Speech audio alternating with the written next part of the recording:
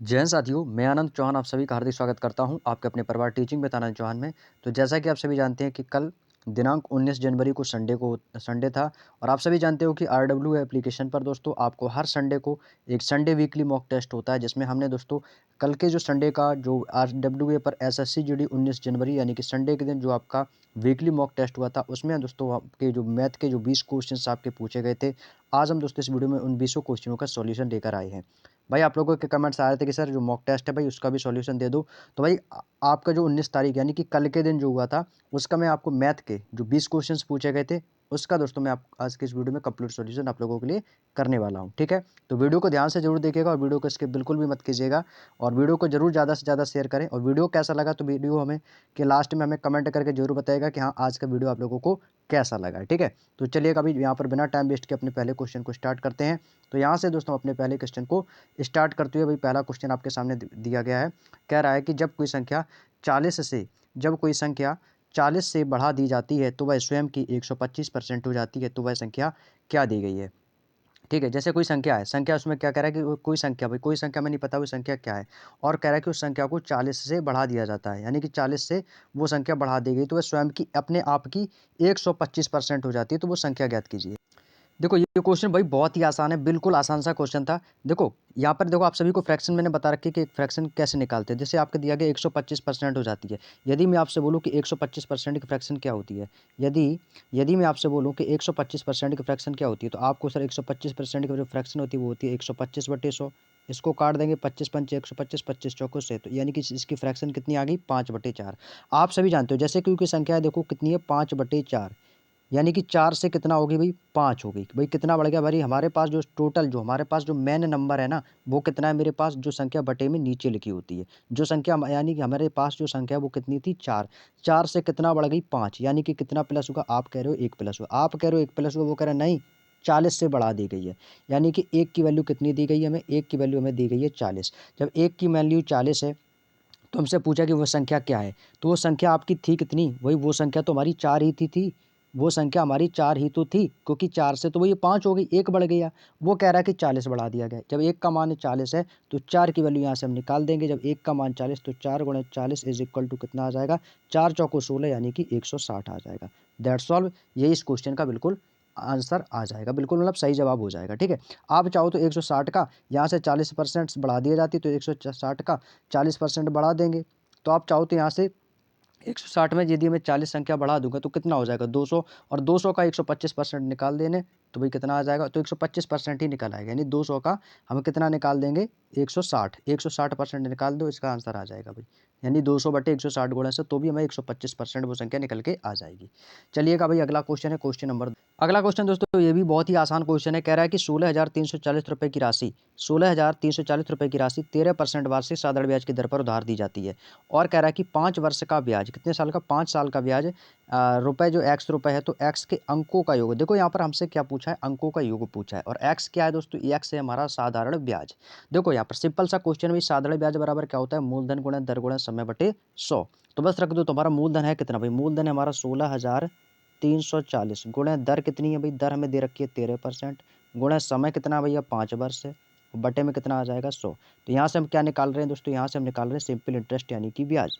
तो बटे में आ जाएगा आपका 100, जीरो से जीरो एक कैंसिल आउट हो जाएगा, 5 से काट देंगे, 5 एकम 5, 5 दूनी 10, 2 से आपका ये कट जाएगा, 2 अट्ठे 16, 2 एकम 2, एक बचेगा 2 सत्ते 14, 817 गुणा कितना कर देंगे 13। भाई 817 की गुणा 13 में कर देंगे तो यहाँ से हमारा सिंपल इंटरेस्ट क्या निकल के आ जाएगा, 13 सत्ते 91 की 1, कैरी करेगा 9, 13 एकम 13, 13 9 कितना हो जाएगा 22, 22 की 2, कैरी करेगा 2, 13 अट्ठे 104, और 104 2 कितना हो जाएगा 106।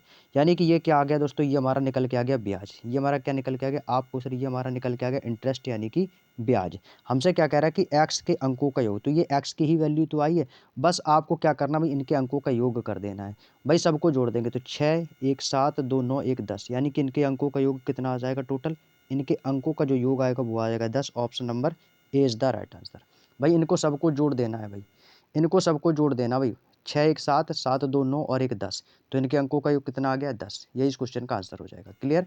चलिएगा अगला क्वेश्चन क्वेश्चन नंबर 3। सवाल कह रहा है कि रमेश 1 किलोमीटर लंबी पुल लंबी पुल को पार करने वाली ट्रेन को देखता है और ट्रेन की लंबाई पुल की लंबाई की आधी है। यदि ट्रेन 2 मिनट में पुल पार कर सकती है तो ट्रेन की चाल क्या होगी? भाई देखो, आपका रेलगाड़ी वाला क्वेश्चन है, बिल्कुल आसान सा क्वेश्चन है। भाई देखो, पुल की लंबाई कितनी है? 1 किलोमीटर। अब भाई इसको ना भाई मैं मीटर में चेंज कर लूँगा। 1 किलोमीटर इज़ इक्वल टू कितना होता है? तो आपको सर 1 किलोमीटर में आपके होते हैं 1000 मीटर।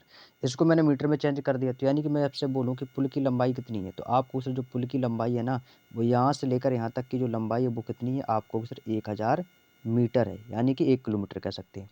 और कह रहा है कि ट्रेन को देखता है तो ट्रेन की लंबाई देखो, ट्रेन जब किसी पुल या किसी खंभे को पार करती है तो वो अपनी लंबाई के बराबर पार करती है। कह रहा है कि ट्रेन की लंबाई पुल की लंबाई की आधी है। अभी देखो, पुल की लंबाई कितनी है? 1000 मीटर है। पुल की लंबाई कितनी है? 1000 मीटर है। तो यदि मैं आपसे बोलूँ कि ट्रेन की लंबाई कितनी है, देखो क्वेश्चन में इन्होंने हमसे पहले ही बोला है कि ट्रेन की लंबाई जो है ना, वो पुल की लंबाई की आधी है। तो पुल की लंबाई 1000 है, तो ट्रेन की लंबाई कितनी हो जाएगी? इसकी आधी, यानी कि 500 मीटर ये हो जाएगी हमारी ट्रेन की लंबाई। तो ट्रेन की लेंथ कितनी आ गई? 500 मीटर। और आप सभी जानते हैं कि समय बराबर क्या होता है? दूरी बटे चाल। चाल वाला बराबर होता है दूरी बटे समय। कह रहा है कि यदि ट्रेन 2 मिनट में पुल को पार कर देती है। अब देखो यहाँ पर समय समय कितना लग रहा है ट्रेन को? कह रहा है कि जो ट्रेन जो है ना, वो 2 मिनट में जो है ना, वो पुल को पार कर देती है। देखो, ये मिनट को में पार कर देती है, ठीक है, 2 मिनट में। चाल बराबर क्या होता है भाई? यहाँ से पूछी ट्रेन की चाल, और चाल बराबर क्या होता है आपको? सर चाल बराबर होता है दूरी बटे समय, यानी कि डिस्टेंस अपॉन टाइम। ठीक है, दूरी बटे समय होता है। तो दूरी यहाँ से कितनी है? तो दूरी भैया देखो, अब पुल और ट्रेन, तो जो अब जब भी ट्रेन किसी पुल या खंभे को पार करती है तो अपनी लंबाई के बराबर पार करती है। तो पुल की लंबाई कितनी है? 1000। ट्रेन की लंबाई कितनी है? 500। तो टोटल दूरी कितनी हो जाएगी आपको? सर ये हो जाएगी हमारी टोटल दूरी 500। समय मिनट को भैया, या इसको मैं क्या करूँगा, इस मिनट को भाई सेकंड बना लूँ। 2 मिनट है ना, तो 2 मिनट को सेकंड बनाने के लिए भाई 60 से गुणा करने पड़ेगा। तो ये कितना हो जाएगा? 60 दूनी 120। ये क्या हो गया भाई? 120। ठीक है, इसको मिनट को भैया किस में चेंज कर लिया? सेकंड में। तो भाई अब देखो, अब क्या करें? तो ट्रेन की चाल, भाई चाल बतानी है। किलोमीटर चाल जो होती है वो किस में है? आंसर भी हमारा किलोमीटर प्रति घंटे में, तो इसको किलोमीटर प्रति घंटे को चेंज कर लेंगे। तो किलोमीटर प्रति घंटे में चेंज करने के लिए इसमें 18/5 से भी गुणा करनी पड़ेगी। भाई इसको कैलकुलेट कर लो, सिंपल सा क्वेश्चन है भाई, आराम से हो जाएगा। इसको काटेंगे, ये कितनी बार कटेगा भाई? तो इसको काट देंगे। देखो, जीरो से आपका ये जीरो कटा है, 6 दूनी 12, 6 से कट जाएगा 6 तियाँ 18। ठीक है, 2 से काटेंगे तो ये कट जाएगा 2 सत्ते 14, 2 सत्ते 14, एक बचेगा, 2 पंचे 10, 5 से काट देंगे 15 अपना 75, और 15 की गुणा 3 हो जाएगी, 15 तियाँ हो जाएगा 45 किलोमीटर प्रति घंटा। तो इस क्वेश्चन का जो राइट आंसर आएगा वो कितना आएगा? 45 किलोमीटर प्रति घंटा। इस क्वेश्चन का सही जवाब हो जाएगा। क्लियर? चलिएगा नेक्स्ट क्वेश्चन, क्वेश्चन नंबर 4। अगला क्वेश्चन है क्वेश्चन नंबर 4। ये क्वेश्चन दोस्तों थोड़ा सा परेशान आपको कर सकता है, थोड़ा सा कैलकुलेटिव क्वेश्चन है और थोड़ा सा लेंदी क्वेश्चन है। देखो, हमसे कह रहा है कि एक धनराशि 10% वार्षिक ब्याज की दर से 3 साल में 6,655 रुपये हो जाती है, और यह धनराशि पहले से दोगुनी ब्याज पर 2.5 वर्षों में x रुपये हो जाती है। यदि दोनों ही स्थितियों में ब्याज वार्षिक रूप से चक्रवृद्धि ब्याज है तो x की वैल्यू कितनी होगी?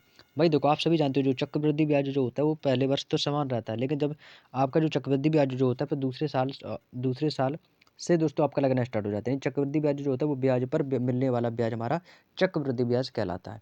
देखो, 10% क्या क्या? 10% वार्षिक ब्याज की दर पर। यदि मैं आपसे बोलूँ 10% की फ्रैक्शन क्या होती है, आपको 10% की फ्रैक्शन होती है 1/10। 10% की जो फ्रैक्शन होती है वो कितनी होती है? तो आपको सर 1/10 होती है। 10% की फ्रैक्शन कितनी होती है भाई? यहाँ पर नीचे लिख देता हूँ मैं। भाई देखो, 10% की फ्रैक्शन जो होती है वो कितनी होती है? आपको सर 1/10 होती है, यानी 10 पर मिलने वाला ब्याज कितना? 1। तो पहले साल 10 पर कितना ब्याज मिलेगा मुझे? 1, यानी कि 11 हो गया। दूसरी साल भी मुझे 10 पर 1 11 का मिला होगा, और तीसरी साल भी मुझे 10 पर 1 का ब्याज यानी कि 11 का मिला होगा। तो भाई यहाँ पर देखो, टोटल तीनों साल में कितना हो गया? यहाँ से कितना हो जाएगा हमारा दोस्तों? 1000, और यहाँ से कितना हो जाएगा? तो ये हो जाएगा हमारा 1331। 11 का क्यूब कितना होता है? 1331। ठीक है, अब आगे क्वेश्चन में कह रहा है कि ब्याज की दर पर 3 साल में भाई हो कितना जाता है? 6,655। वो कह रहा है कि नहीं, कितना हो जाता है? 6,655 रुपये हो जाता है। आपके हिसाब से कितना हुआ भाई? तीसरा साल का 10% के हिसाब से वार्षिक ब्याज दर पर 1331, यानी 1331 की वैल्यू में कितनी दे रखी है? वो कह रहा है कि 6,655 हो जाती है। तो यहाँ से देखो, 1331 इसका कितना गुना है? तो आप पूछ रही है तो इसका 5 गुना है, ये इसका 5 गुना है। जब ये इसका 5 गुना है तो ये भी हमारा जो है मूलधन, ये भी हमारा 5 गुना इसका हो जाएगा, जो राशि हमने लगाई थी। तो ये कितना हो जाएगा? तो आपको सिर्फ 5 गुना कर देंगे तो ये हो जाएगी राशि 5,000 हो जाएगी। ठीक है, कितना हो जाएगा? 5,000। अब आगे ये क्वेश्चन में कह रहा है कि यह धनराशि ना पहले से दोगुनी ब्याज की दर पर। देखो, ब्याज की दर पहले कितनी थी? 10%। अब जब इसकी दर कितनी हो जाएगी? अब जो दर है ना इसकी, वो दर कह रहा है कि दोगुनी हो जाएगी, यानी कि आर की वैल्यू कितनी हो जाएगी? दोगुनी। पहले दर कितनी थी? 10%। अब देखो दोगुनी हो गई, तो गुणा कर देंगे 2 से, तो कितनी हो जाएगी दर? अब हो जाएगी हमारी 20% की दर। अब जो हमारी दर होगी मेरे दोस्त वो कितनी हो जाएगी 20%। उम्मीद करते हैं दोस्तों यहाँ तक कि आपको बात समझ में आ गई होगी। कह रहा है कि 2.5 वर्षों में समय कितना लग रहा है, समय लग रहा है 2.5 वर्ष, यानी कि 2 सही 1/2 वर्षों में x रुपये हो जाती है। ठीक है, x रुपये हो जाती है। कह रहा है कि यदि इन दोनों की स्थितियों में ब्याज वार्षिक रूप से चक्रवृद्धि ब्याज किया जाता है तो x का मान कितना होगा। भाई देखो ये जो 20% की जो दर है, भाई देखो यहाँ से लिखो पहले साल, दूसरा साल और तीसरा साल। ठीक है, पहले साल भाई ब्याज हमारा कितना राशि थी 1,000 रुपये। अब 1,000 रुपये पहले बार से भी 1,000 रुपये रहेगी, दूसरे साल भी कैसी रहेगी, समान रहेगी। अब क्या कह रहा है कि अब जो दर लगेगा ना भाई, अब वो दोगुनी दर से लगेगा, यानी कि 20% की दर से। तो 20% की दर से कितना हो जाएगा भाई, पहली साल तो समान रहेगा, तो 1,000 का 20% निकाल देंगे तो कितना हो जाएगा, तो आपको सर ये आ जाएगा हमारा 200। अब तीसरी साल कितना रहेगा भाई, तीसरी साल कितना रह जाएगा भाई, अब देखो तीसरी साल का यहाँ से कितना भाई 5,000 है, ये तुम्हारी मूलधन कितना था भाई, इसका आ गया 5,000। अब देखो 5,000 का भाई यहाँ से निकालो भाई किसके हिसाब से, 20 के हिसाब से, तो ये कितना हो जाएगा आपको, तो ये हो जाएगा ये हो जाएगा हमारा 500। तीसरी साल का कितना हो जाएगा 500। अब देखो इस पर ब्याज हमें मिल गया 20% का। ठीक, अब इस पर ब्याज मिलेगा, तो 1,000 का 20% कितना हो जाएगा, 1,000 का 20%। देखो आप लोगों को, काफ़ी लोगों को ये बात समझ में नहीं होगी कि ये 500 आया कैसे। देखो यहाँ पर मैं आपको एक सिंपल से तरीके से समझा देता हूँ कि 500 आया कैसे। देखो पहली साल तो 1,000, दूसरी साल तो समान रहेगा 1,000, और 1,000 पर इस 20% निकाल देंगे तो कितना आ जाएगा 200। अब जो तीसरी साल ब्याज लगे ना वो लगेगा केवल 6 महीने के लिए। कितने महीने के लिए, 6 महीने के लिए, और 6 महीने के लिए भाई कितने समय के लिए, 2.5 वर्षों के लिए। तो इस 2.5 वर्ष के लिए हमें केवल अब ब्याज जो लगाना है वो लगाना है केवल 6 मंथ का। कितने मंथ का, 6 मंथ, यानी कि 6 महीने का। तो 6 महीने का कितना हो जाएगा, आधा, तो दर भी आधी हो जाएगी। तो दर कितनी हो जाएगी 10%। अब ये जो 10% का जो ब्याज मिलेगा ना वो इस 5,000 पर, 5,000 का 10% कितना हो जाएगा, तो ये आ जाएगा हमारा 500। इतनी बात समझ में आ गई। इस पर हमारा कितना हो जाएगा दोस्तों 500। ये तो हो गया भाई इस पर। ठीक है, अब ये 500 अब इस 1,000 पर भी लगेगा ब्याज। तो 1,000 पर 2.5 वर्षों के लिए भाई 10% के हिसाब से कितना हो जाएगा, तो ये हो जाएगा हमारा 100 रुपये हो जाएगा, 100 रुपये हो जाएगा। और इस पर कितना हो जाएगा, अब दूसरी साल भी इस 1,000 पर ब्याज लगेगा तो इस पर भी हमारा 100 रुपये हो जाएगा। और जब 200 का हम 10% निकालेंगे तो ये कितना हो जाएगा, इस पर भी ब्याज मिलेगा ना, तो इस पर भी ब्याज मिल जाएगा 20। यानी कि जो टोटल ब्याज हमें मिल रहा है वो टोटल ब्याज हमारा इस पर इतना इतना इतना ब्याज हमें मिल रहा है। भाई सबको जोड़ देंगे तो जोड़ देंगे कितना हो जाएगा, 1,000, 2,000, 2,500, 26, 27, 28, 29, और ये कितना हो जाएगा 1,000, 2,000, 2,500, 2,700, 2,920 हो जाएगा। ये हमारा जो टोटल आ गया ये कितना आ गया 2,920। ये क्या हो गया दोस्तों हमारा टोटल, टोटल जो ब्याज आ गया। अब कह रहा है कि तो एक्स का मान कितना हो जाएगा। ठीक है, ये तो 2,920, और हमारा मूलधन था कितना पहले 5,000। भाई इसमें 5,000 और ऐड कर देंगे तो टोटल हमारा वैल्यू निकल के आ जाएगा। तो 0, 2, 9 और 5, 2, 7 कितना आ जाएगा 7,920। ये हमारा इस क्वेश्चन का बिल्कुल सही जवाब हो जाएगा। थोड़ा सा कैलकुलेटिव क्वेश्चन था, ठीक है, थोड़ा सा लेंदी क्वेश्चन था। चलिएगा अगला क्वेश्चन, क्वेश्चन नंबर 5। अगला क्वेश्चन कह रहा है कि राहुल की उम्र और उसके पुत्र अमन की उम्र का अनुपात 9:1 है और उनके उम्र का जो गुणनफल है वो 144 है। तो 4 वर्ष बाद उनकी उम्र का योग कितना है। भाई देखो हमसे क्या पूछ रहा है, योग पूछ रहा है। कौन कौन है भाई, यहाँ पे हो गया दोस्तों आपका राहुल, ये कौन है, ये हो गया राहुल, और कौन है अमन। ठीक है, ये हो गया राहुल और अमन। ठीक है, इसका पुत्र अमन, और इनकी आयु का रेशियो कितना भाई 9:1 है। भाई इसके साथ में मैं वेरिएबल मान लेता हूँ एक्स, एक्स मान लेंगे, ये हो गया 9x और ये हो जाएगा 1x। ठीक है, कोई दिक्कत तो नहीं। कह रहा है कि इनकी उम्र का जो गुणनफल है ना वो 144 है। भाई इनकी उम्र का जो गुणनफल है वो कितना दे रहा है 144 है। तो ये कितना हो जाएगा भाई, इसका गुणनफल, गुणनफल कर देंगे तो कितना हो जाएगा, तो ये हो जाएगा 9x और अनुपात और 1x, तो ये हो जाएगा x इंटू एक्स यानी एक्स स्क्वायर, 9 एकम 9, तो ये हमारा टोटल ये हो जाएगा 9x स्क्वायर। कह रहा है कि इनका गुणनफल है कितना 144, यानी 9x स्क्वायर बराबर कितना दे रखा है 144। जब 9x स्क्वायर बराबर 144 तो 9 से काट देंगे, कितनी बार कटेगा 16 बार। तो x square is equal to कितना आ जाएगा, तो एक्स स्क्वायर बराबर 16। तो यहाँ से एक्स की वैल्यू कितनी आ जाएगी, आपको सर एक्स की वैल्यू आ जाएगी 4। एक्स की यहाँ से हमने दोस्तों वैल्यू कितनी फाइंड कर ली है 4। तो हमसे पूछा है कि इनकी 4 वर्ष बाद, तो 4 वर्ष बाद इनकी आयु का योग कितना हो जाएगा। भाई एक्स का मान कितना है 4, तो यहाँ पर एक्स की वैल्यू हम इसमें रख देंगे, तो इस एक्स का वैल्यू उसमें रख देंगे तो कितना हो जाएगा, तो ये कितना हो जाएगा, जैसे इसमें एक्स की गुणा कर देंगे तो ये हो जाएगा 4 गुणा 1 इज इक्वल टू 4, यानी अमन की आयु कितनी आ गई 4। और जब इसमें 4 की वैल्यू इसमें रख देंगे तो ये कितना हो जाएगा, तो ये हो जाएगा 9 गुणा 4 इज इक्वल टू कितना हो जाएगा 36। तो यानी राहुल की उम्र कितनी आ गई 36, और उसके बेटे की आयु कितनी आ गई आपको, सर ये कितना हो जाएगा 9 चौको 36। ठीक है, ये हो जाएगा 9 चौको 36, और इसकी उम्र कितनी आ गई 4, अमन की कितनी आ गई 4 वर्ष। ठीक है, अब कह रहा है कि इनकी उम्र का योग कितना है। भाई देखो इनको जोड़ देंगे। अब इनकी योग को क्या कर देंगे भाई, जोड़ देंगे। अब देखो जो सबसे इंपॉर्टेंट बात है अब वो है क्वेश्चन में कह रहा है कि 4 वर्ष बाद, ये सबसे इंपॉर्टेंट लाइन है भाई। ये तो वर्तमान आयु है, अब कह रहा है कि इनकी 4 वर्ष बाद, तो भाई इसकी 4 वर्ष बाद आयु कितनी हो जाएगी, तो 4 साल इसमें भी जोड़ देंगे तो 36 4, यानी कि इसकी उम्र कितनी हो जाएगी, 40 वर्ष हो जाएगी। अब जब 4 वर्ष बाद इसकी उम्र बढ़ेगी तो उसके बेटे की भी 4 वर्ष बाद आयु बढ़ेगी, तो 4 साल बाद इसकी आयु कितनी हो जाएगी, 4 4 8 साल। तो कह रहा है कि इनकी आयु का योग, तो भैया 40 ये 8 ये, भाई इनको क्या कर देंगे, जोड़ देंगे, तो 40 + 8 इज इक्वल टू कितना हो जाएगा, इनकी आयु का योग जो है वो आ जाएगा 48। दैट सॉल्व, ये इस क्वेश्चन का आंसर हो जाएगा। बात समझ में आ गई, क्योंकि हमसे पूछा था कि 4 साल बाद इनकी उम्र का योग कितना हो जाएगा। ये तो वर्तमान आयु आ गई कि राहुल 36 साल का है, अमन 4 साल का है, तो 4 साल बाद कितना का हो जाएगा भाई, 4 साल और जोड़ देंगे, क्योंकि क्वेश्चन में बोला था कि 4 साल बाद इनकी आयु का योग कितना हो जाएगा, तो इस क्वेश्चन का आंसर आएगा 48 साल। क्लियर, चलिएगा भाई अगला क्वेश्चन, क्वेश्चन नंबर 6। अगला क्वेश्चन कह रहा है कि किसी वस्तु पर 32% की छूट के साथ 20% और 12% की 2 क्रमिक छूटों के बाद उसके विक्रय मूल्य का अंतर जो है 36 रुपये है, तो वस्तु का प्रिंट प्राइस कितना होगा। भाई देखो इस क्वेश्चन में क्या कह रहा है कि 32%, 20% और 12% की 2 क्रमिक छूट दे रहा है। तो भाई क्रमिक छूट का मैंने आपको एक फॉर्मूला भी लिखाया था, क्या, x + y और प्लस XY/100।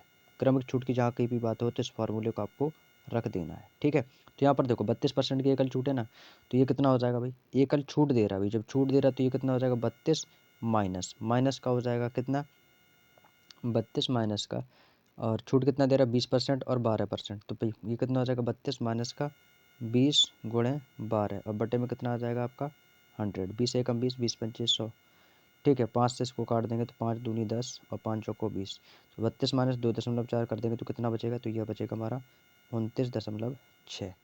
कितना बचेगा, यह बचेगा हमारा 29.6, ये आ जाएगा दोस्तों, कितना आ जाएगा 29.6। भाई ये तो आ गया 29.6, लेकिन हमारे जो वस्तु की जो एकल जो वस्तु पर जो छूट के साथ कितनी दे रहे थे, हम 32% दे रहे थे। यदि मैं इससे इस 29.6 से ये कितना भाई 32%, यदि आपको इसको माइनस कर दो तो कितना बचेगा, तो इसको हटा देंगे 29.6 से, तो ये कितना बचेगा भाई, ये बचेगा हमारा 9 4 13, पॉइंट में चले जाएगा तो ये बचेगा आपका 2.4%। भैया इनका अंतर कितना भाई, 2.4% का अंतर है। आप कह रहे हो भाई इनके अंतर का 2.4% वो कर नहीं, अंतर जो है ना वो 36 है। आप कह रहे हो भाई 2.4 वो कह रहा है 36 है, यानी कि 2.4 की वैल्यू कितनी दे रखी है, 36। तो यहाँ से हमें वैल्यू किसकी निकालनी है भाई, 100% की, तो 100% की आप वैल्यू निकाल सकते हैं।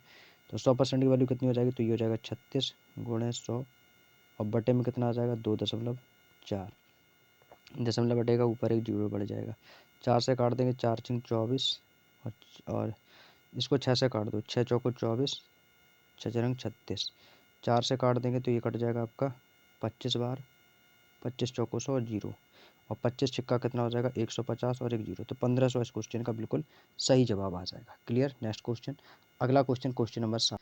अगला क्वेश्चन कह रहा है कि 100 लीटर के एक मिश्रण में दूध और पानी का जो रेशियो है वो 7:3 है, और दूध और पानी के अनुपात को 3:1 बनाने के लिए मिश्रण को कितने लीटर दूध को मिलाना पड़ेगा। भाई देखो हमारे पास दोस्तों टोटल जो मिश्रण है ना वो 100 लीटर का है, जिसमें से आपका मिल्क और वाटर का जो रेशियो हमें दिया गया वो कितना दिया गया है, 7:3 दिया गया है, और दूध और पानी का जो अनुपात है वो हमें बनाना कितना है, 3:1 बनाना है। तो कह रहे हैं मिश्रण में कितने लीटर दूध को मिलाना पड़ेगा। अब देखो एग्जामिनर ने आपको यहाँ पर थोड़ी सी हिंट दी है, जानते हो क्या, वो कह रहा है कि इसमें इसमें ना हमसे दूध मिलाने के लिए बोल रहा है। अब ये बात बताओ, जब हम किसी मिश्रण में जो चीज़ मिलाते हैं, जो चीज़ मिलाते हैं उसकी वो तो परिवर्तित हो जाएगी, जो चीज़ मिलाएंगे, लेकिन जो चीज़ मिलाते नहीं वो तो बराबर रहेगी। हम देखो मिश्रण में मिला के आ रहे हैं दूध, जब हम दूध मिला रहे हैं तो दूध परिवर्तित होगा, लेकिन पानी तो बराबर होगा। आप बता रहे हो पानी यहाँ पर 3 है, यहाँ पर पानी 1 है, तो सबसे पहले हमें क्या करना पड़ेगा, पानी को बराबर करना पड़ेगा। जब पानी को मुझे यहाँ पर बराबर करना पड़ेगा तो यहाँ पर कर लेंगे, तो पानी को बराबर करने के लिए यहाँ पर 3 की गुणा करनी पड़ेगी, तो ये कितना हो जाएगा 3 एकम 3, कितना हो जाएगा 3 एकम 3, और जब 3 की गुणा यहाँ पर की तो 3 की गुणा यहाँ पर करनी पड़ेगी, तो ये हो जाएगा 3 त्रिका 9। तो आपने देखा पानी यहाँ पर भी 3 है, पानी यहाँ पर भी 3 है, तो यानी कि यहाँ से पानी कैसा हो गया, बराबर हो गया। कह रहा है कि जो टोटल मिश्रण है वो है 100 लीटर का। आप बताओ आपके पास टोटल मिश्रण कितने लीटर का है, आपके पास जो टोटल मिश्रण है ना वो कितने लीटर का है। भाई आपको सर मेरे पास तो इनको दोनों को जोड़ देंगे तो मेरे पास तो टोटल 10 लीटर का मिश्रण है। आप कह रहे हो मेरे पास 10 लीटर का मिश्रण है, वो कह रहा है नहीं मेरे पास ना 100 लीटर का मिश्रण है, यानी 10 की वैल्यू 100, तो 1 की वैल्यू कितनी आ जाएगी, 1 की वैल्यू आ गई 10।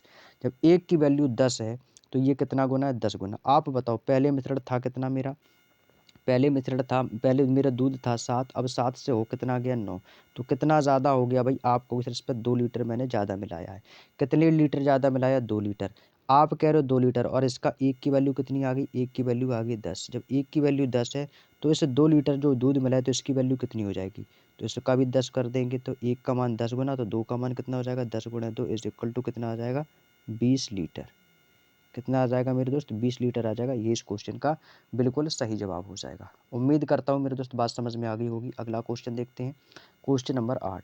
अगला क्वेश्चन कह रहा है कि यदि दो गोलों के पृष्ठीय क्षेत्रफल का अनुपात 9:4 है तो उनके व्यास का अनुपात कितना होगा। भाई आप सभी जानते हो गोले का पृष्ठीय क्षेत्रफल का फॉर्मूला क्या होता है भाई, आपको सर 4 पाई। यहाँ पर 2 गोले हैं ना, तो इसका फॉर्मूला को इसको क्या कर लेंगे भाई, वैसे इसका फॉर्मूला होता है 4 पाई आर स्क्वायर, लेकिन यहाँ पर क्या करेंगे, R1 स्क्वायर करेंगे, क्योंकि 2 गोले, तो बटे में कितना आ जाएगा, तो ये हो जाएगा 4 पाई R2 स्क्वायर, क्योंकि 2 गोले की बात हो रही है, बराबर। अनुपात कितना है, 9:4 है, तो ये कितना हो जाएगा, 9/4। अंडर रूट लगा लेंगे भाई, ठीक है, अनुपात है ना भाई, ठीक है, अनुपात है, तो ये हो जाएगा अंडर रूट 9/4। भाई इसको कैलकुलेट कर लेंगे भाई, 4 पाई से 4 पाई कैंसिल आउट, यहाँ पर क्या बचेगा, R1/R2 स्क्वायर है, यहाँ से हट जाएगा, तो ये बच जाएगा 3/2। कितना आ जाएगा, 3/2। तो हमसे क्या पूछा, R1 R2 का रेशियो, तो भाई ये कितना हो जाएगा, इनके कैंची गुणा कर देंगे, तो ये हो जाएगा 2R1 बराबर, ये हो जाएगा हमारा 3R2। तो यहाँ से हम लगा लेंगे पहली दूसरी, पहली चौथी और दूसरी तीसरी, तो ये कितना हो जाएगा, तो ये हमारा आ जाएगा R1/R2 is equal to 3:2। That's all. ये इस क्वेश्चन का आंसर हो जाएगा 3:2। क्लियर। चलिएगा अगला क्वेश्चन, क्वेश्चन नंबर 9। अगला क्वेश्चन कह रहा है कि 12 आदमी प्रतिदिन 6 घंटे काम करके एक काम को 25 दिनों में पूरा कर सकते हैं, उसी काम को 36 महिलाएं प्रतिदिन 5 घंटे काम करके कितने दिनों में पूरा करेंगी यदि पुरुष महिलाओं की तुलना में 2 गुना कुशल है। ये सबसे इंपॉर्टेंट लाइन है भाई। जो पुरुष है ना, यानी कि मैन, किसकी तुलना में, महिलाएं, महिलाएं यानी कि फीमेल या वोमेन, वोमेन की तुलना में जो आपके मैन है ना, वो पुरुष जो है ना, वो महिलाओं की तुलना में 2 गुना है। महिलाओं की तुलना में यदि महिला 1 करती होगी तो पुरुष कितने हो जाएंगे, 2 गुने, यानी कि 2:1। ये बात आपको यहाँ से थोड़ी सी समझनी है, ठीक है। अब देखो वही फार्मूला M1D1 M2D2 वाला, तो बस रख देंगे। आदमी कितने, 12 है, तो जब 12 आदमी है तो ये कितने हो जाएंगे, 12 मैन प्लस गुणे कितने घंटे काम करके, 6 घंटे काम करके। एक काम को कितने दिन में कर रहे हैं भाई, 25 दिन में। ये आ गया 6 × 25। फिर आगे कह रहा है कि तो उसी काम को क्या कह रहा है कि 36 महिलाएं, उसी काम को 36 वोमेन, 36 महिलाएं 5 घंटे काम करके कितने दिनों में कर लेंगे, यानी कि D2 की वैल्यू यहाँ से हमें निकालनी है। बस निकाल देंगे यहाँ से D का मान। भाई देखो, आपको पता है कि जो पुरुष है ना, वो महिला की तुलना में 2 गुना है। यदि महिला 1 काम करती होगी तो पुरुष 2 काम कर लेते होंगे। भाई समझ रहे हैं ना। तो बस यहाँ से M का मान आ गया 2, वोमेन का मान आ गया 1। बस इसमें आपको इन सभी मानों को रख देना है। तो ये हो जाएगा 12 गुणे पुरुष कितना काम करता है, 2 गुणे 6 गुणे 25, और इसको ले लेंगे बटे में, तो ये कितना आ जाएगा 36। वोमेन की क्षमता कितनी है, 1 है, तो ये हो जाएगा 36 गुणा 1 गुणे 5 बराबर में कितना आ जाएगा D2, यानी कि हमें बतानी है, हमें क्या बताना है, कितने दिनों में पूरा करेंगे। बस इसको कैलकुलेट कर लो भाई। 6 से कटेगा 6 4 36, 6 से कटेगा 6 दूनी 12, 5 से कटेगा 5 25, ये हो जाएगा 5 दूनी 10, 10 दूनी 20, यानी D2 का वैल्यू कितना आ गया भाई, 20 दिन। That's all. ये इस क्वेश्चन का आंसर आ जाएगा। क्लियर। चलिए अगला क्वेश्चन, क्वेश्चन नंबर 10। अगला क्वेश्चन कह रहा है कि 75.8 स्क्वायर माइनस 35.8 स्क्वायर अपॉन 40 का मान क्या है। भाई देखो, इसको ना सॉल्व करना है आपको। भाई यहाँ से देखो, ए स्क्वायर माइनस बी स्क्वायर का फॉर्मूला नहीं लग रहा है क्या, ये फार्मूला आपको ए स्क्वायर माइनस का बी स्क्वायर का फार्मूला नहीं लग रहा है आपको कि सर बिल्कुल बात सही है। तो बस आप उसको फार्मूले रख देना। तो ये फार्मूला जो बन गया, ए स्क्वायर माइनस का b square is equal to कितना होता है, ब्रैकेट में a प्लस बी, और एक ब्रैकेट में क्या होता है आपका a माइनस का b। That's all. इसको रख दो, आंसर आ जाएगा। तो ये कितना भी 75.8 स्क्वायर है ना भाई, माइनस का 35.8 स्क्वायर। भाई इनको क्या कर देंगे, एक बार जोड़ देंगे, एक बार जोड़ देना और एक बार आपको घटा देना, ठीक है। तो इनको एक बार क्या कर देंगे, जोड़ देंगे, तो कितना हो जाएगा, तो आपको सर ये हो जाएगा 75.8 प्लस का कितना है आपका 35.8, ठीक है। ये कितना हो गया 35.8, ब्रैकेट क्लोज। यहाँ पे कितना हो जाएगा, आपको एक बार घटा देना, 75.8 माइनस का कितना कर देना 35.8, ठीक है। और बटे में कितना आ जाएगा, बटे में तो आपका 40 है, 40 ही रहेगा। भाई इसको जोड़ देंगे, कितना हो जाएगा, तो ये 8 8 16 की 6, 5 5 10 और 11 की 1 पॉइंट लगा देंगे, और 7 3 10 11, यानी कि 111.6। ये कितना हो जाएगा गुणा में, इनको घटा देंगे। 8 से 8 गया आपका 0, और या 5 में से 5 गया 0, 7 में से 3 गया 0, तो यानी 40.0 यानी कि 40 आ गया। बटे में कितना आपका 40 है। 40 से 40 कट गया तो कितना बचेगा? 111.6 ही बचेगा। That's all. ये इस क्वेश्चन का आंसर आ जाएगा। बिल्कुल आसान सा क्वेश्चन था। ये फॉर्मूला बन रहा था ए स्क्वायर माइनस बी स्क्वायर का। क्लियर। चलिए अगला क्वेश्चन, क्वेश्चन नंबर 11। अगला क्वेश्चन कह रहा है कि एक विभाजन क्रिया में भाजक भागफल का 18 गुना और शेषफल का 9 गुना, यदि शेषफल 26 है तो भाज्य ज्ञात कीजिए। भाई आप सभी जानते हैं कि भाज्य बराबर होता है आपका भाजक गुणा भागफल प्लस का शेषफल। भाई देखो हमें बोला है कि जो शेषफल है ना वो 26 है, तो भाई देखो शेषफल कितना रखा है भाई? 26 है। यहाँ पर लिख दिया 26। अब शेषफल 26 है, कह रहा है कि शेषफल का 9 गुना है। भाजक जो है ना वो भागफल का 18 गुना और शेषफल का, जो भाजक है ना भाजक, वो शेषफल का 9 गुना है। तो 26 का 9 गुना कर देंगे तो कितना हो जाएगा? तो 26 में 9 की गुणा कर देंगे तो 9 छिक्का 54 की 4, कैरी करेगा 5, 9 दूनी 18, 18 5 कितना हो जाएगा? 23। तो ये आ गया भाई 234। बात समझ में आ गई? कह रहा है कि शेषफल का 9 गुना है, तो शेषफल यानी 26 का 9 गुना कितना हो जाएगा? तो 26 का 9 गुना कर देंगे तो ये आ गया 234। ये क्या है हमारा? भाजक। यही तो क्वेश्चन बोला है कि भाजक भागफल का तो 18 गुना है। तो देखो भागफल का 18 गुना कब होगा? जब 18 से इसको भाग देंगे। तो 18 से इसको भाग दे देना है इसको, ठीक है। तो इसकी पहले गुणा करो पहले आप, शेषफल का 9 गुना, तो शेषफल का 9 गुना कर देना है क्या? भाजक। तो भाई 26 शेषफल था, इसका 9 गुना कर दिया 234। अब क्वेश्चन में कह रहा है कि भाजक, अब जो भाजक है ना ये भागफल का 18 गुना है। अब ये भागफल का 18 गुना, तो 18 गुना करने के लिए क्या करेंगे? इस 234 में ना भाई इसको 18 का भाग दे दो, तो ये भागफल आ जाएगा। तो 18 का भाग देंगे कितनी बार रहेगा? 18 का 18, 5 बटेगा 18 3 54, यानी कितना आ गया? 13। तो भागफल कितना है इसका? मतलब 13 है। तभी तो इसका 18 गुना होगा, यानी 13 की गुणा जब 18 में कर देंगे तो कितना मिलेगा? 234 ही मिलेगा। बात समझ में आ गई? तो बस इसको सॉल्व कर लेंगे। तो बस ये प्लस है तो यहाँ पर प्लस लगा देंगे। हमसे भाज्य बराबर पूछा तो ये हो जाएगा भाज्य बराबर। तो भाज्य ही तो ज्ञात करना था, बिल्कुल सिंपल हो गया भाई। भाई इसका गुणा कर दो, भाज्य आपका निकल के आ जाएगा। भाज्य बराबर 13 चौको 52 की 2, कैरी करेगा 5, ठीक है। और यहाँ कितना हो जाएगा? 13 3 39, 39 और 5 हो जाएगा 44 की 4, कैरी करेगा 4, 13 दूनी 26, 26 4 हो जाएगा 30, 30 42 प्लस का कितना है आपका? 26। ऐड कर देंगे, दैट्स ऑल। आंसर आ जाएगा 6 2 8, 4 2 6, 0 और 30। कितना आ गया? 30 68। ये इस क्वेश्चन का बिल्कुल सही जवाब हो जाएगा। उम्मीद करता हूँ मेरे दोस्त बात समझ में आ गई होगी। अगला क्वेश्चन, क्वेश्चन नंबर 12।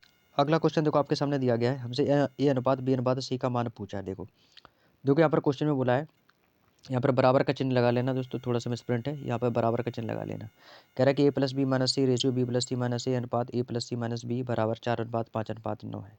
यदि मैं आपसे बोलूँ ए प्लस बी प्लस सी का वैल्यू कितना है, यदि मैं आपसे बोलूँ कि ए प्लस बी प्लस सी की वैल्यू क्या, भाई सबको जोड़ दोगे ना भाई, सभी देखो दो दो बार लिखा है, तो इनको सबको जोड़ देंगे तो कितना हो जाएगा? 5 4 9, या 9 4 13, 13 5 कितना हो जाएगा? 18। यानी इसका इसकी वैल्यू टोटल कितनी है भाई? आपको इसका जो टोटल मान आ गया वो कितना आ गया? 18 आ गया है, ठीक है। तो यहाँ से देखो हम सब अब एक एक करके बस की वैल्यू निकालेंगे। तो ए प्लस बी माइनस सी की वैल्यू निकालो। तो ए प्लस बी माइनस सी की वैल्यू कैसे निकालेंगे? तो हमें निकालनी है वैल्यू किसकी? ए प्लस बी और माइनस सी बराबर कितना मान दिया गया? इसका मान हमें दिया गया 4। इसका मान हमें कितना दे रखा है भाई? देखो 4 दे रखा है भाई। इसका मान हमें कितना दे रखा है? 4। इसका मान दे रखा है 5 और इसका मान कितना दे रखा है? 9। क्लियर है? तो बस ए प्लस बी का मान देखो यहाँ से रखेंगे। तो ए प्लस बी प्लस सी टोटल तीनों की वैल्यू कितनी? 18 है। तो ए प्लस बी बराबर कितना हो जाएगा? 18 माइनस का सी, माइनस का कितना हो जाएगा? आपको सर ये आ जाएगा माइनस का सी, और बराबर में कितना आपका? 4। बराबर में कितना हो जाएगा? 4। तो ये कितना बचेगा? देखो सी मान, अच्छा माइनस का भी सी और है ना, माइनस का सी और माइनस का सी आ जाएगा। कैसे कि 18 तो यहाँ से माइनस हो ही रहा है, 18 ए प्लस बी प्लस का सी और बचेगा, तो ये इधर माइनस का आ जाएगा और ये माइनस का एक सी, बराबर में कितना आ जाएगा? 4। तो ये हो जाएगा 2c, वो भी किसका? माइनस का 2c बराबर 18 प्लस का ये माइनस का 4 इधर आ जाएगा, तो ये माइनस में चला जाएगा। 18 माइनस का 4 आ जाएगा माइनस का 14 आ जाएगा। माइनस का 14, माइनस से माइनस खत्म, 2 से काट देंगे 7 बार कटेगा। तो सी की वैल्यू कितनी आ गई? 7। सी का मान कितना आ गया? 7। अब ऐसे आप इसको भी निकाल सकते हो बी प्लस सी वाले को।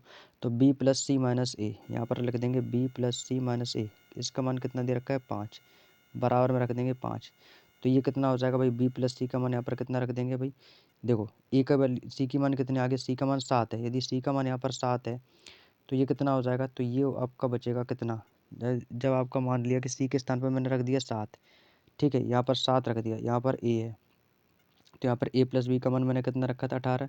तो ये आपका कितना हो जाएगा? तो ये बचेगा हमारा 2a बराबर में, ये आपका बचेगा कितना? 18 माइनस का 5 इक्वल टू कितना आ जाएगा? 13, और बटे में आ जाएगा 2। ठीक है, तो ए बराबर कितना आ गया? यहाँ से ए बराबर आ गया आपका 13। ए बराबर कितना आ गया दोस्तों? आपका यहाँ से आ गया 13। ठीक है, अब देखो ए बराबर 13 आ गया, सी बराबर 7 आ गया भाई। अब इनको भाई ए अनुपात बी अनुपात सी के मान में रखना है।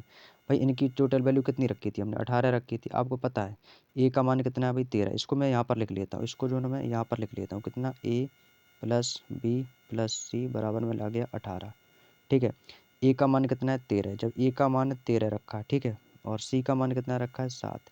जब आपको पता है कि ए का मान 13 है, सी का मान 7 है, सी का मान कितना रखा है 7 है। ठीक है, ये तो भाई कितना, सॉरी, ये 13/2 है ना, बटे में 2, बटे में 2 है ना। ठीक है, यहाँ पर थोड़ा सा क्वेश्चन गलत हुआ है भाई, इसको थोड़ा सा सही कर लेना, यहाँ से इस क्वेश्चन को थोड़ा सा सुधार लेना भाई। ठीक है, अब देखो यहाँ पर भाई क्या रखा था बी प्लस सी, तो बी प्लस सी के यहाँ पर मान मैं रख देता हूँ 18। 18 है तो यहाँ पे बचेगा आपका 2a, यहाँ पे आपका क्या बचेगा, ये बचेगा आपका 2a बराबर में 13/, अब ये देखो 2a बराबर 13 बचेगा, तो ए बराबर कितना आ जाएगा, तो ए बराबर आ जाएगा आपका 13/2, ये आ जाएगा। ये वैल्यू यहाँ पर मैंने गलती कर दी थी आपको, ठीक है, समझाने में थोड़ा सा, अब आपको समझ में आ गया। तो ये आ जाएगा ए बराबर 13/2, ये भाग में चला जाएगा।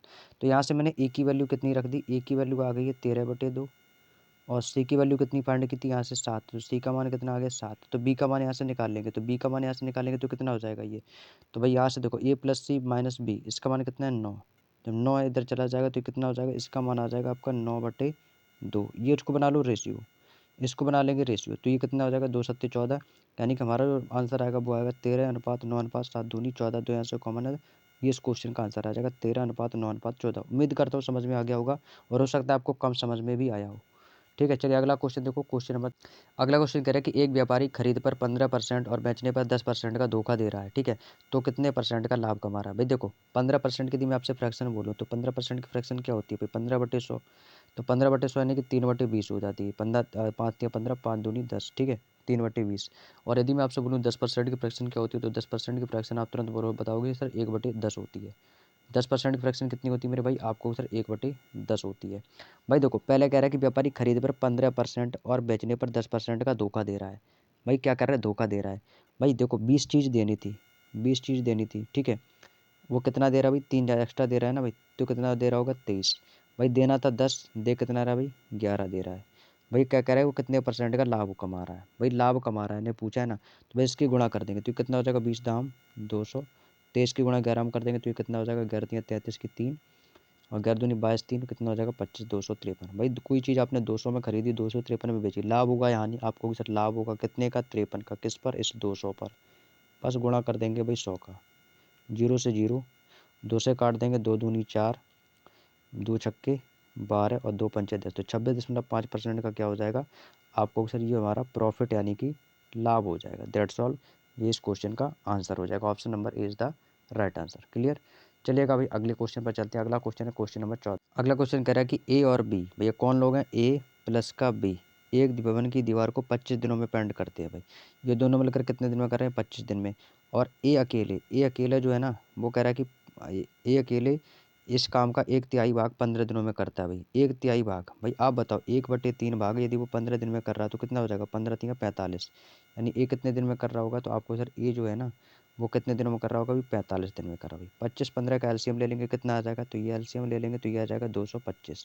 भाई 25 से काटेंगे तो 25 निम्मा 225, और 45×5 कितना होता है 225। ये तो हमारा आ गया क्या, टोटल वर्क, ये आ गया हमारा टोटल वर्क। तो कह रहा है कि बी अकेले उस भवन को कितने दिनों में करेगा। भाई देखो यहाँ पर ए का मान कितना है 5 है। आप एक बताओ, जब ए का मान यहाँ पर 5 है, यदि मैं ए का मान यहाँ पर, यदि मैं 5 रख दूँ तो बी का मान आप बता सकते हो कैसे, क्योंकि इसकी क्षमता तो 9 है, तो बी की क्षमता कितनी हो जाएगी आपको सर, बी की क्षमता 4 हो जाएगी, 5 4 9, यानी कि ए की वैल्यू आ गई 5 और बी की मान कितना आ गया, अब बी का मान कितना आ गया 4।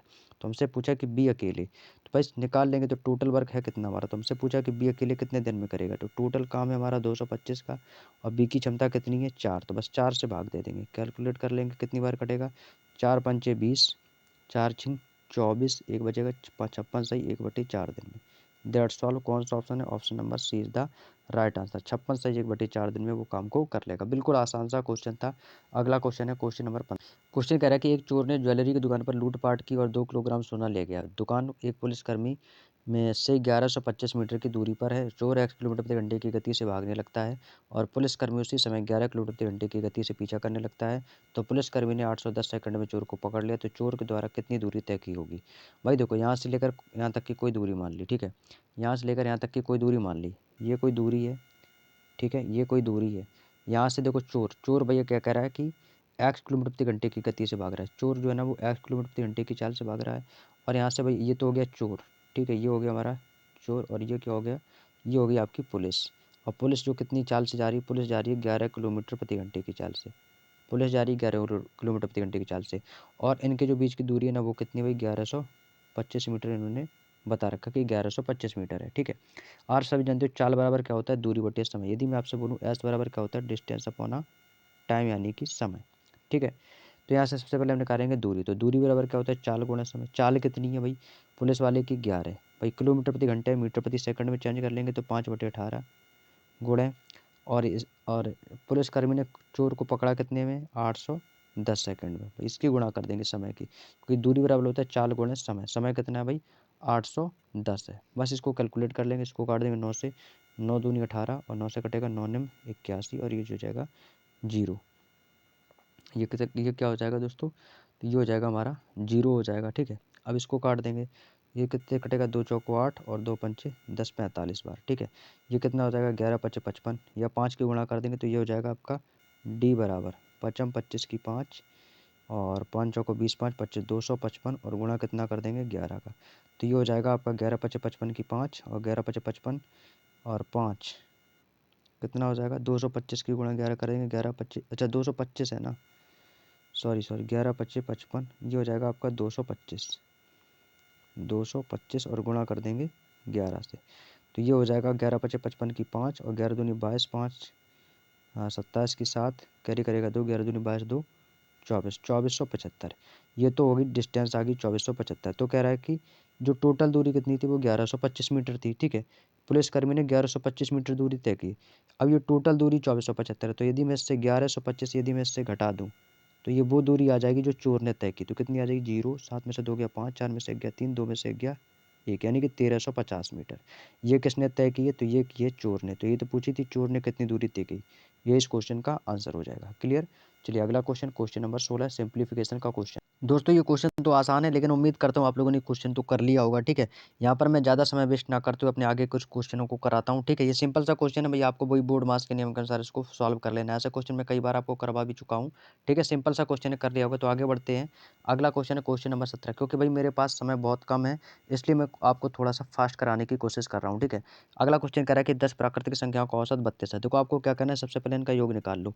भाई कितनी संख्या बोल रहा है, भाई कह रहा है कि 10 प्राकृतिक संख्याओं का औसत, औसत कितना भाई 32 है। तो इनका टोटल योग कितना हो जाएगा, 32 दामन हो जाएगा 320। ये आ गया योग। कह रहा है कि यदि पहली 6 संख्याओं का औसत 30 है, यदि पहली 6 संख्याओं का औसत 30 है तो इनका योग कितना हो जाएगा, तो 6 3 18 यानी कि 180 हो जाएगा। अंतिम छः संख्याओं का औसत कितना भाई 33 है, तो इसकी गुणा कर देंगे तो 6 3 18 की 8 कैरी करेगा 1, 6 3 18 1 19। तो इसका योग कितना आ जाएगा, तो आपको सर ये आ जाएगा 198। तो यहाँ से हमारी टोटल संख्या कितनी होगी, 6 और 6, तो टोटल संख्या कितनी होगी 12। इनका योग कितना हो जाएगा, इनको जोड़ देंगे तो 8 8 9 17 की 7 और 1 1 2 1 3, तो कितना आ गया 378। हमसे पूछ रहा है कि पाँचवीं और छठवीं संख्या का औसत कितना है भाई। हमारी टोटल संख्या कितनी थी 320, आया कितना इसका 378। यदि मैं इसको यहाँ से इससे माइनस कर दूंगा तो हमारी पाँचवीं और छठवीं संख्या निकल के आ जाएगी। तो बस यहाँ से निकाल देंगे। तो ये इसका कितना भाई 378 माइनस का कितना हमारा 320, यहाँ से इसको माइनस कर देंगे तो ये कितना बचेगा आपको, सर ये आ जाएगा 58। तो इसका मान कितना आ गया 58। हमसे क्या पूछा है, औसत। औसत किसका है, पाँचवीं और छठवीं। संख्याएं कितनी है 2, तो औसत का योग फार्मूला होता है संख्याओं का योगफल बटे संख्याओं की संख्या। तो टोटल संख्याएं 2 है, 2 से भाग देंगे कितनी बार जाएगा 29 बार, क्योंकि 29 दूनी 58 होता है।